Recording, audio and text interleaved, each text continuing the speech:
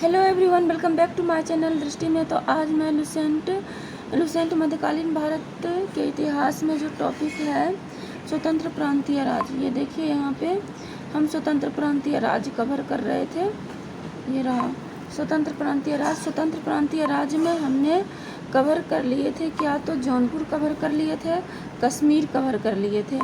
आज हम स्वतंत्र और कश्मीर के बाद बंगाल भी हमने कवर कर लिए थे। ये देखिए, ये बंगाल भी कवर कर लिए थे। बंगाल के बाद हमने इससे पहले वाले वीडियो में मालवा भी कवर कर लिए थे। आज जो हम कवर करेंगे वो है, ये देखिए, गुजरात। तो आज हम स्वतंत्र प्रांतीय राज्य में गुजरात को कवर करने जा रहे हैं। तो स्टार्ट करते हैं। गुजरात के शासक राजा कर्ण को पराजित कर अलाउद्दीन ने 1297 में इसे दिल्ली सल्तनत में मिला लिया। तो दिल्ली सल्तनत में, गुजरात को दिल्ली सल्तनत में किसने मिलाया था? अलाउद्दीन ने। कब मिलाया था? तो 1297 ईस्वी में। तो ये क्वेश्चन बन सकता है कि गुजरात को, जो स्वतंत्र प्रांतीय राज्य में आता था, गुजरात को दिल्ली सल्तनत में किसने मिलाया था? तो इसको अलाउद्दीन ने मिलाया था। नेक्स्ट है 1391 ईस्वी में मोहम्मद शाह तुगलक द्वारा नियुक्त गुजरात का सूबेदार जफर खान ने सुल्तान मुजफ्फर शाह की उपाधि ग्रहण कर 1407 में गुजरात का स्वतंत्र सुल्तान बना। कह रहा है कि 1391 में मोहम्मद शाह तुगलक द्वारा नियुक्त गुजरात का सूबेदार जफर खान ने सुल्तान मुजफ्फर शाह की उपाधि धारण कर 1407 ईस्वी में गुजरात का स्वतंत्र सुल्तान बना। तो 1407 ईस्वी में गुजरात का स्वतंत्र सुल्तान कौन बनता है? तो ये बनता है जफर खान।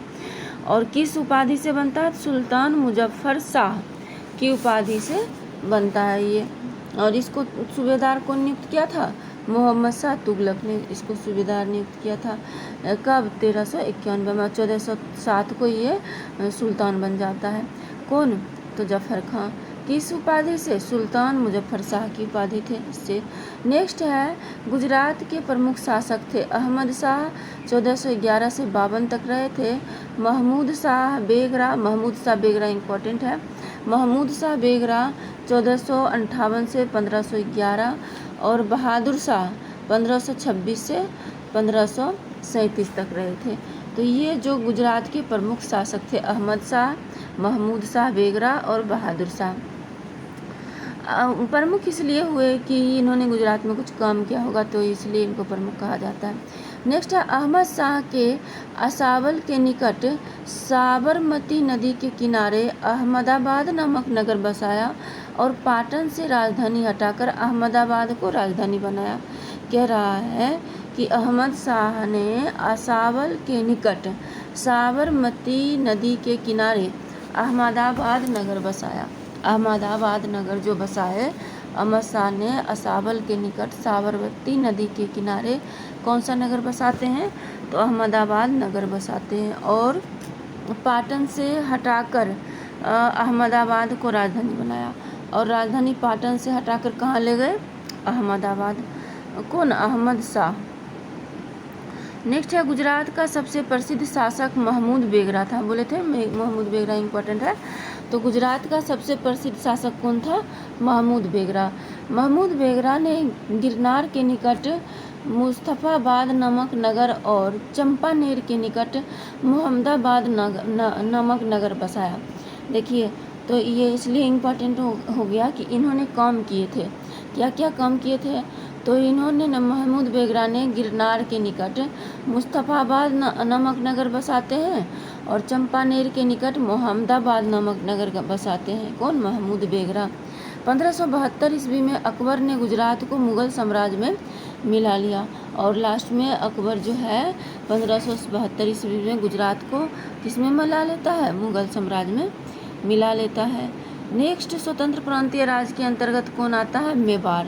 नेक्स्ट कौन आता है? ये देखिए, नेक्स्ट ये आता है मेवाड़। तो इसके गुजरात के बाद अब हम मेवाड़ को कवर करेंगे। तो देखिए, मेवाड़ को हम एडजस्ट कर लेते हैं। हाँ, अब ये जो है कह रहा है कि मेवाड़ अलाउद्दीन खिलजी ने 1303 में मेवाड़ के गुहिलौत राजवंश के रत्न सिंह को पराजित कर मेवाड़ को दिल्ली सल्तनत में मिला लिया। कह रहा है यहाँ पे कि अलाउद्दीन खिलजी ने 1303 ईस्वी में मेवाड़ के गुहिलौत राजवंश के रत्न सिंह को पराजित कर मेवाड़ को दिल्ली सल्तनत में मिला लिया। तो किसने, जो गुहिलौत राजवंश के जो राजा थे कौन थे, रत्न सिंह, उसको कौन पराजित करता है, तो ये अलाउद्दीन खिलजी 1303 में पराजित करके और मेवाड़ को दिल्ली सल्तनत में मिला लेता है। नेक्स्ट है, गुहिलौत वंश की एक शाखा सिसोदिया वंश के हमीर देव ने मोहम्मद तुगलक को हराकर पूरे मेवाड़ को स्वतंत्र करा लिया। और ये देखिए, गुहिलौत वंश का एक शाखा था सिसोदिया वंश। सिसोदिया वंश के जो एक हमीर देव थे वो मोहम्मद तुगलक को हरा देते हैं और पूरे मेवाड़ को स्वतंत्र करा लेते हैं। कौन, हमीर देव। नेक्स्ट है, राणा कुंभा ने 1448 में चित्तौड़ के एक विजय स्तंभ की स्थापना की। तो ये चित्तौड़ में विजय स्तंभ की स्थापना किसने की थी, तो राणा कुंभा ने की थी। ये भी थोड़ा इम्पोर्टेंट है कि चित्तौड़ में विजय स्तंभ की स्थापना किसने की थी, राणा कुंभा ने। नेक्स्ट है, खानवा की युद्ध 1527 में राणा संगा एवं बाबर के बीच हुआ। ये वेरी इम्पोर्टेंट है, याद कर लीजिएगा कि खानवा की युद्ध कब हुआ था, 1527 में, और किसके बीच, तो ये हुआ था ये राणा संगा और बाबर के बीच। खानवा का युद्ध राणा संगा और बाबर के बीच हुआ 1527 में।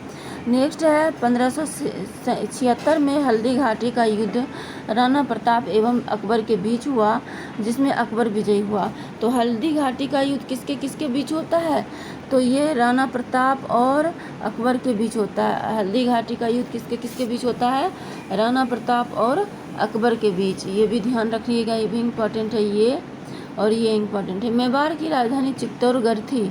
जहांगीर ने मेवाड़ को मुगल साम्राज्य में मिला लिया। मेवाड़ की राजधानी कहाँ थी, तो मेवाड़ की राजधानी चित्तौड़गढ़ थी। और मेवाड़ को कौन मुगल साम्राज्य मिलाता है, अकबर नहीं मिला पाता है, इसको मिलाता है जहांगीर ने। नेक्स्ट है, खानदेश। खानदेश के बारे में स्वतंत्र प्रांतीय राज्य में हम जो नेक्स्ट कवर करने जा रहे हैं वो क्या है, तो वो है खानदेश। ये रहा, देखिए 1 मिनट, ये आ गया खानदेश। इसको एडजस्ट कर लेते हैं।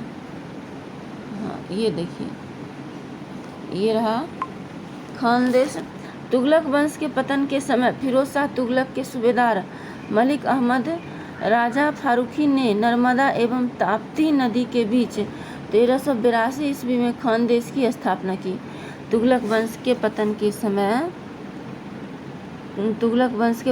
समय फिरोज शाह तुगलक के सूबेदार मलिक अहमद राजा फारूकी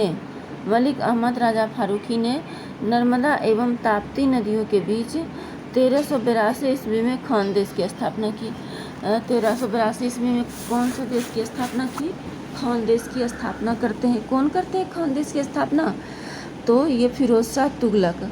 किस वंश के पतन के बाद, तुगलक वंश के पतन के समय फिरोज शाह तुगलक के जो सूबेदार होते हैं मलिक अहमद राजा फारूकी ने नर्मदा एवं ताप्ती नदियों के बीच 1382 में खानदेश की स्थापना की।